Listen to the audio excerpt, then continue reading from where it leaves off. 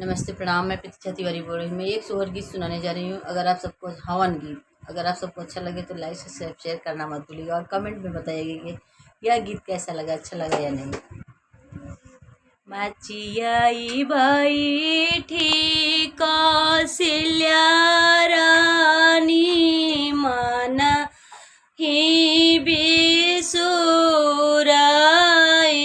हो हमारे आस के उकुला मेला कवायांगनवा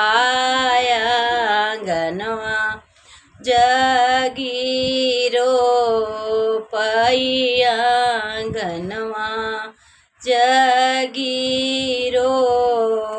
पै हो। इतनी बचन सुनाई रामचंद्र झपटी माया के लगे हो माया हम तोहरे कुल के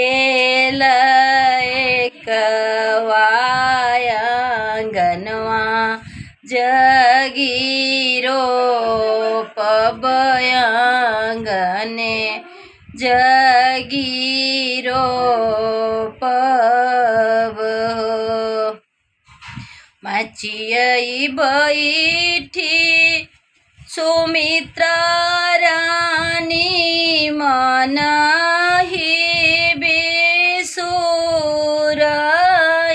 हो हमारे आस के उकुल मेल कवायांगन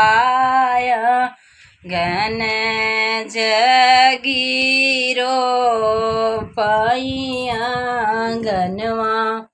जगीरो पै हो। इतनी बचन सुनाई लक्ष्मण झपटी बखरिया गए हो माया हम तोहरे कुल के कवायांगन जगीरो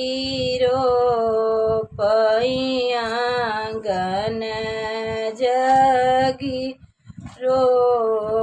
पै हो।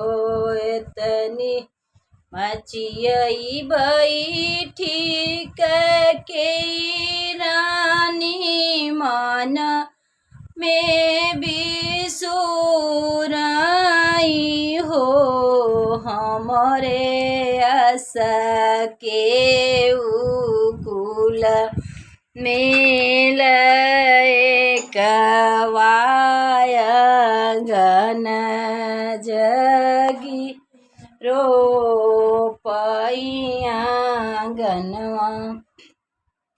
इतनी बचन सुनाई भरत झपटी माया के लगे हो माया हम तोहरे कुल के